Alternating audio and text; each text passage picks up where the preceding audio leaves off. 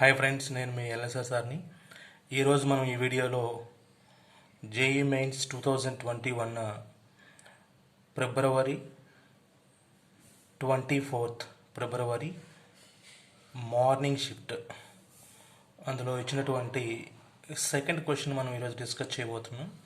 So this is one of the important question in JEE mains and advanced examination. So ఒకసారి మనం question జాగ్రత్తగా observe చేద్దాం. ఇక్కడ find the electric field of a cube at center. అంటే ఇక్కడ మనకి ఈ ప్రాబ్లంలో ఇచ్చినటువంటి ఈ క్యూబ్ సిస్టమ్, ఈ టోటల్ సిస్టమ్ మొత్తం మీద మనము ఈ క్యూబ్ సిస్టమ్ యొక్క సెంటర్ దగ్గర ఎలక్ట్రిక్ ఫీల్డ్ అనేది ఫైండ్ అవుట్ చేయాలి. అది మనకి ఈ ప్రాబ్లం. అయితే ఇక్కడ మనకి ఈ క్యూబ్లో ఇచ్చినటువంటి వర్టిసెస్ ఒకసారి మనం గమనించినట్లయితే ఈ ఆరిజిన్ పాయింట్ దగ్గర, అంటే X axis, why axis, Z యాక్సిస్కి మధ్య ఉన్నటువంటి ఆరిజిన్ పాయింట్, ఈ ఆరిజిన్ పాయింట్ని మనం ఓగా తీసుకుందాం. ఈ ఓనే పాయింట్ దగ్గర మనకి ఇచ్చినటువంటి ఛార్జ్ ఏంటంటే -q అనేటువంటి ఛార్జ్ ఇవ్వడం జరిగింది. ఆ తర్వాత ఈ వర్టిసెస్ని మనం ఈ విధంగా కాల్ చేద్దాం. ఇది ఏ అనే పేరు ఇస్తున్నాను దీనికి. ఇది బి పాయింట్గా తీసుకుందాం. ఇది సి పాయింట్, ఇది డి పాయింట్. ఆ తర్వాత ఇది ఓ పాయింట్, ఇది పి పాయింట్గా తీసుకుందాం. ఇది క్యూ పాయింట్, ఇది ఆర్ పాయింట్. జస్ట్ మన కన్వీనియన్స్ కోసం అంతే. ABCD OPQR ఈ విధంగా మనము ఈ వర్టిసెస్ని ఐడెంటిఫై చేయడం జరుగుతుంది. అంటే ఓనే పాయింట్ దగ్గర ఇచ్చిన ఛార్జ్ ఏంటంటే -q, తర్వాత ఏనే పాయింట్ BCD, అదేవిధంగా RQP, ఈ 7 పాయింట్స్ దగ్గర ఇచ్చినటువంటి ఛార్జెస్ +q అనేటువంటి ఛార్జ్ అనేది ఇవ్వడం జరిగింది. అయితే ఇప్పుడు మనం ఏం ఫైండ్ అవుట్ చేయాలి అంటే ఈ సెంటర్ ఆఫ్ ది క్యూబ్ దగ్గర, ఇది మనం సెంటర్ ఆఫ్ ది క్యూబ్గా తీసుకుందాం జస్ట్ మన కన్వీనియన్స్ కోసం. This is the centre of the cube.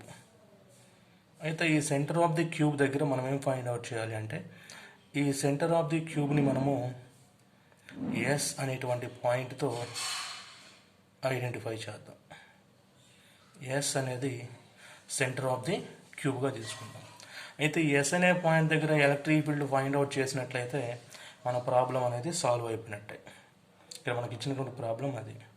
అయితే ఒకసారి మీరు ఈ క్యూబ్ సిస్టాన్ని కనుక గమనించినట్లయితే ఇందులో క్యూబ్లో మొత్తం మనకి 4 ఫేజెస్ కనిపిస్తున్నాయి. ఆ ఫేజెస్ ఏమేంటి అంటే OPAB అనేది ఒక ఫేజ్, OBCR ఇది ఒక ఫేజ్, నెక్స్ట్ CDQR ఇది ఒక ఫేజ్, నెక్స్ట్ QDAP ఇది ఒక ఫేజ్. మొత్తం 4 ఫేజెస్ ఇవి, 4 ఫేజెస్. ఆ తర్వాత మనకి ఈ క్యూబ్లో మొత్తం మనకి 4 డయాగ్నల్స్ ఉంటాయి. ఎన్ని డయాగ్నల్స్ ఉంటాయంటే 4 డయాగ్నల్స్. ఆ డయాగ్నల్స్ ఏమేంటి అంటే ఒకటి BQ డయాగ్నల్, ఒకటి BQ డయాగ్నల్, ఇది డయాగ్నల్ నెంబర్ 1. దాని తర్వాత RA అంటే AR అనేది ఒక డయాగ్నల్, AR ఇది సెకండ్ డయాగ్నల్. AR అనే ఒక డయాగ్నల్, తర్వాత BQ అనేది ఒక డయాగ్నల్. 2 డయాగ్నల్స్ కంప్లీట్ అయిపోయినాయి. నెక్స్ట్ అదేవిధంగా AC అనేది ఒక డయాగ్నల్,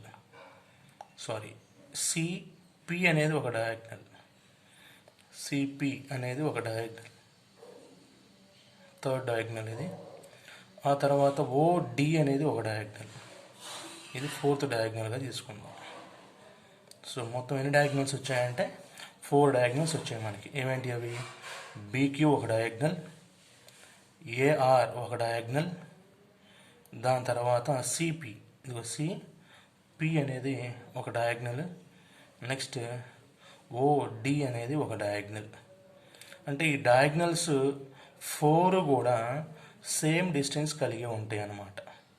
అంటే ఏఆర్ అనేది ఒకే డిస్టెన్స్ ఉంటుంది. అంటే సెంటర్ పాయింట్ దగ్గర నుంచి AR distance same, centre point దగ్గర నుంచి A distance same. AR distance ఎంతైతే ఉందో బీక్యూ డిస్టెన్స్ సేమ్గా ఉంటుంది క్యూబ్లో. ఆ తర్వాత సిపి డిస్టెన్స్ అనేది సేమ్గా ఉంటుంది. ఆ తర్వాత ఓడి డిస్టెన్స్ సేమ్గా ఉంటుంది. ఒక రకంగా చెప్పాలి అంటే ఇక్కడ BQ is equal to AR is equal to CP is equal to ఓడిగా రాయొచ్చు మనం. ఓడి అవుతుంది. అయితే ఈ వాల్యూ మొత్తం దేనికి ఈక్వల్ అవుతుందో ఇక్కడ మనం చూద్దాం ఒకసారి ఫస్ట్. ఎందుకనంటే ఎలక్ట్రిక్ ఫీల్డ్ అనేది సెంటర్ దగ్గర ఫైండ్ అవుట్ చేయాలి అంటే ముందు ఈ డిస్టెన్స్ తెలియాలి మనకి. ప్రతి పాయింట్ యొక్క డిస్టెన్స్ తెలియాలన్నమాట. ఎలక్ట్రిక్ ఫీల్డ్ ఫార్ములా ఏంటి? ఏదైనా ఒక పాయింట్ దగ్గర ఎలక్ట్రిక్ ఫీల్డ్ కనుక్కోవాలి అంటే మనకు తెలిసినటువంటి జనరల్ ఈక్వేషన్ ఇది, general formula. Electric field due to a point charge అందరికి కూడా తెలిసినటువంటి ఫార్ములా అనేది. అదేంటంటే electric field due to a point charge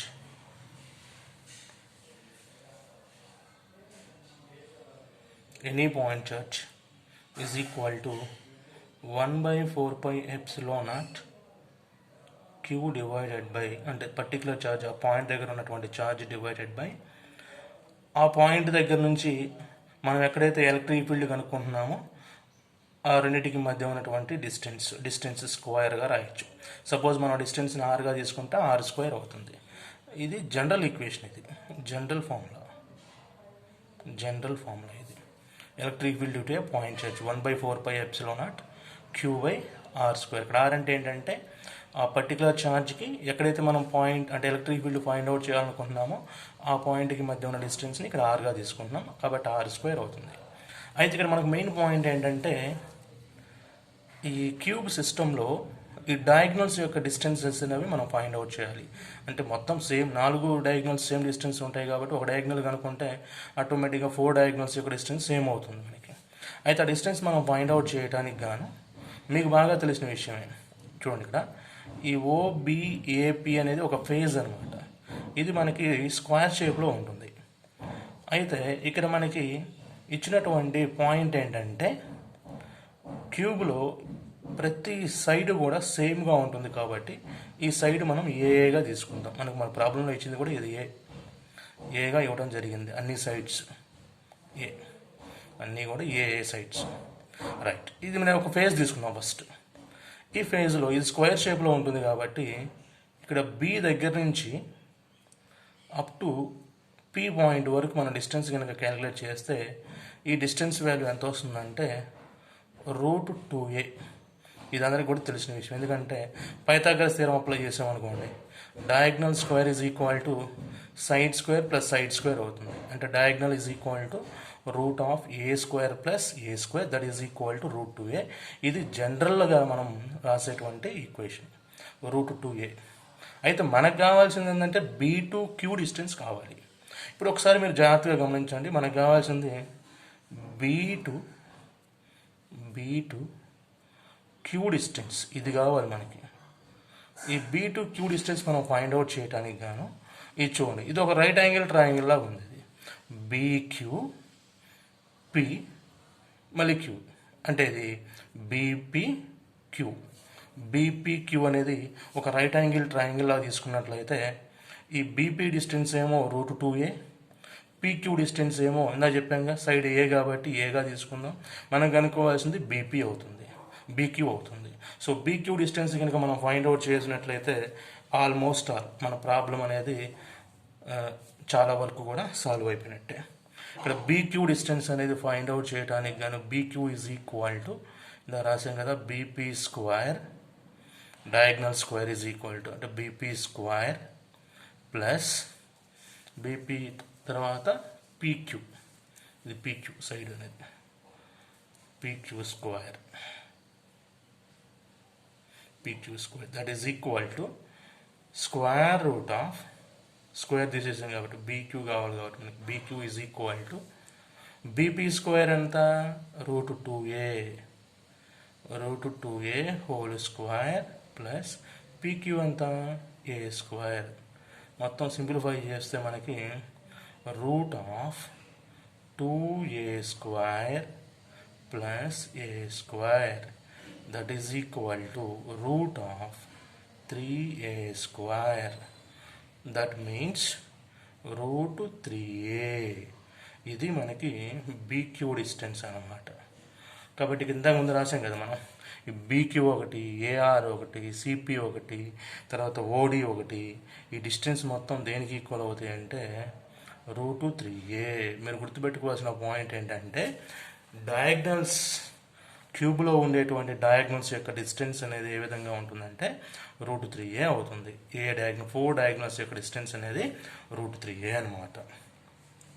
అయితే ఇప్పుడు మనకు డయాగ్నల్స్ యొక్క డిస్టెన్స్ తెలిసిపోయింది కాబట్టి ఇప్పుడు మనం ఈజీగా ఇదిగో ఎస్ అనే పాయింట్ దగ్గర నుంచి ఇదిగో ఆర్ అనే పాయింట్కి, తర్వాత ఏ అనే పాయింట్ దగ్గర నుంచి ఎస్ అనే పాయింట్ యొక్క డిస్టెన్స్ కూడా ఫైండ్ అవుట్ చేయొచ్చు. ఎందుకంటే ఇందులో హాఫ్ ఉంటుంది. టోటల్ డిస్టెన్స్ రూట్ 3 అన్నాం కదా ఇందాక అన్ని డయాగ్నల్స్, ఇందులో హాఫ్ సెంటర్ పాయింట్ అంటే అంతే కదా మరి.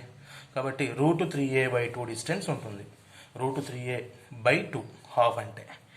కాబట్టి ఇప్పుడు మనము ఈ ఎస్ అనే పాయింట్ దగ్గర ఉండేటువంటి ఎలక్ట్రిక్ ఫీల్డ్ కనుక్కోవాలి. కాబట్టి due to all these point charges, first మనము ఈ బీక్యూ అనే డయాగ్నల్ తీసుకున్నాం కాబట్టి ఆల్రెడీ బి పాయింట్ దగ్గర ఉన్న ప్లస్ క్యూ ఛార్జ్ వల్ల యాక్ట్ అయ్యేటువంటి ఎలక్ట్రిక్ ఫీల్డ్ అనేది ఇక్కడ మనం తీసుకున్నటువంటి ఈ పాయింట్ అనేది డిశ్చార్జ్గా తీసుకుందాం, పాజిటివ్ డిశ్చార్జ్గా. ఈ బి పాయింట్ దగ్గర ఉన్న పాజిటివ్ ఛార్జ్ అనేది ఈ విధంగా యాక్ట్ అవుతుంది, అంటే అవుట్వర్డ్ డైరెక్షన్లో ఎలక్ట్రిక్ ఫీల్డ్ని ప్రొడ్యూస్ చేస్తుంది. నెక్స్ట్ అదేవిధంగా క్యూ పాయింట్ దగ్గర ఉన్నటువంటి పాజిటివ్ ఛార్జ్ అనేది కూడా అవుట్వర్డ్ డైరెక్షన్లో ప్రొడ్యూస్ అవుతుంది.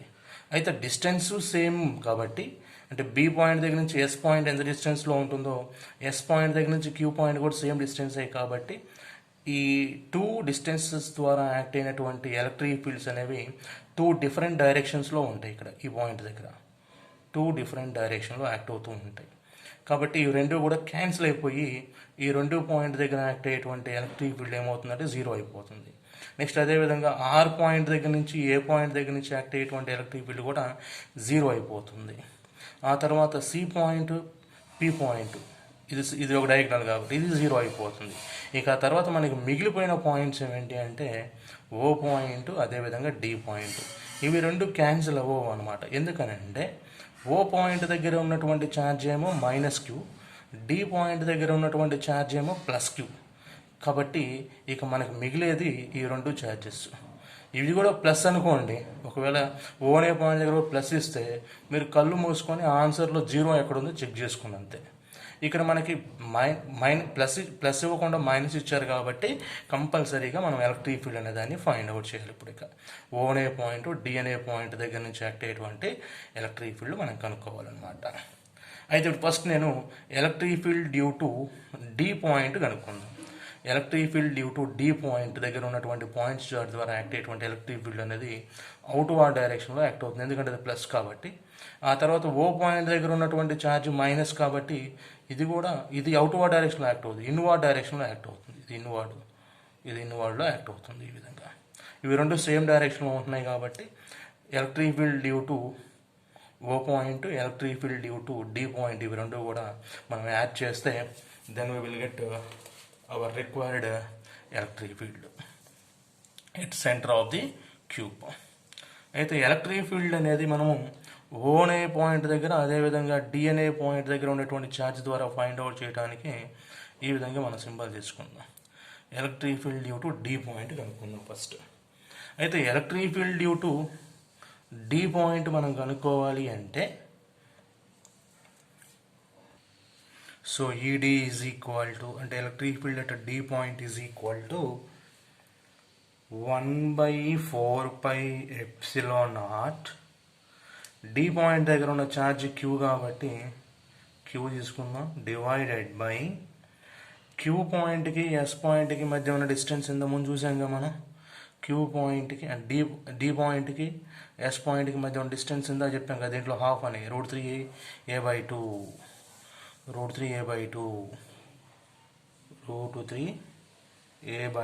హోల్ స్క్వేర్ అవుతుంది. దీన్ని సింప్లిఫై చేసామనుకోండి ఎంత అవుతుంది, 1/4πε0 q divided by 3a square by 4 కాస్త రివర్స్ చేస్తే 4q అవుతుంది.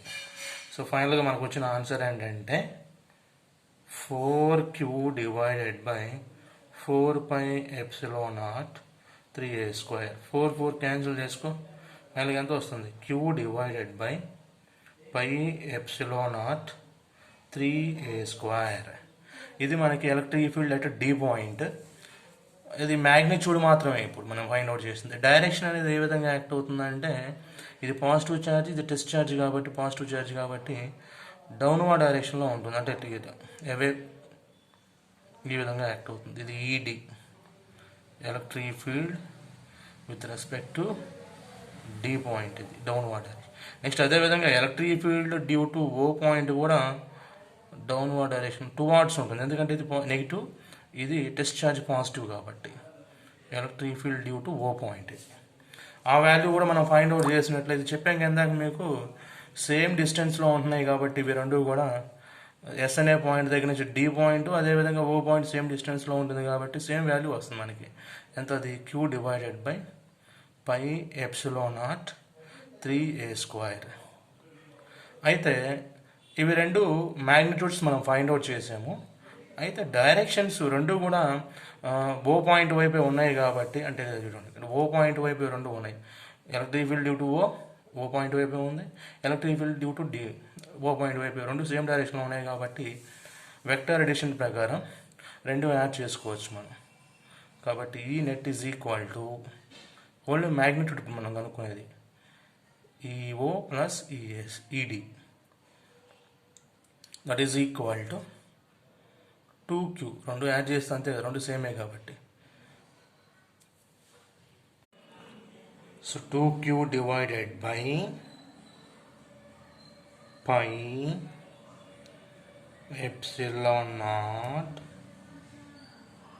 3a square.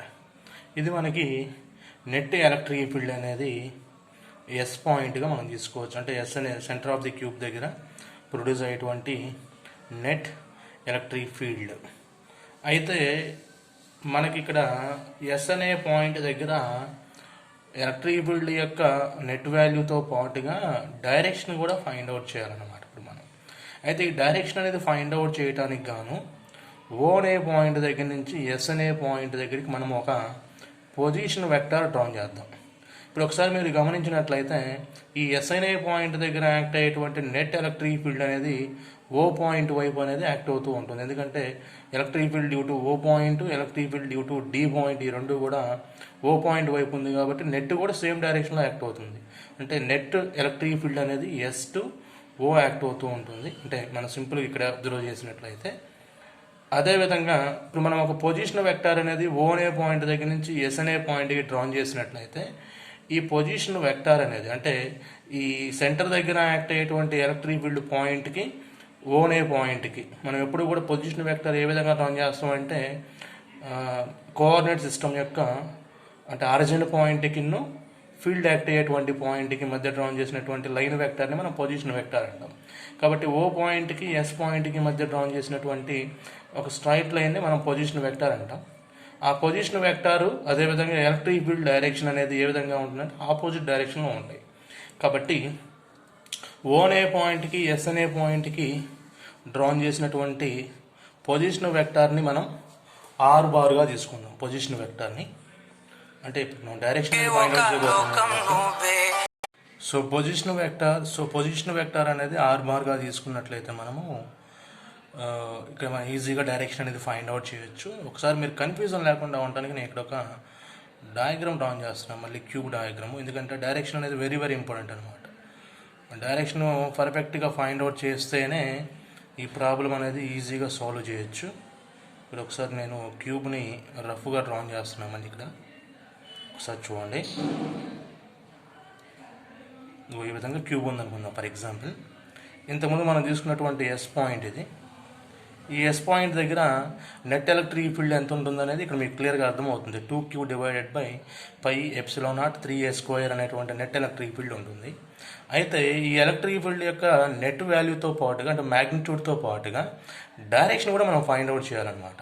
పై డయాగ్రామ్లో మనం ఫైండ్ అవుట్ చేసినటువంటి direction of the electric field అనేది ఇది ఇటు ఓ పాయింట్ వైపు ఉన్నట్టుగా మనం ఫైండ్ అవుట్ చేస్తాం. అంటే ఈ ఎట్ డి పాయింట్ దగ్గర ఉన్నటువంటి ఈ ప్లస్ క్యూ ఛార్జీ, అదేవిధంగా ఓ పాయింట్ దగ్గర ఉన్నటువంటి మైనస్ క్యూ ఛార్జ్ దృష్ట్యా ఎస్ అనే పాయింట్ దగ్గర యాక్ట్ అయ్యేటువంటి నెట్ ఎలక్ట్రిక్ ఫీల్డ్ ఇది.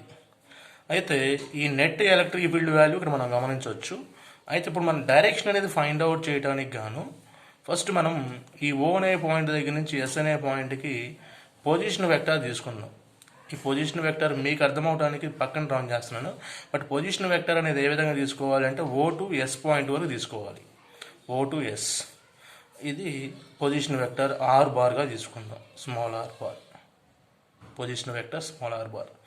ఇది ఆల్రెడీ మనం ఫస్ట్లో నేర్చుకుంటాం పొజిషన్ వెక్టార్ ఏ విధంగా ఫైండ్ అవుట్ చేయాలనేది.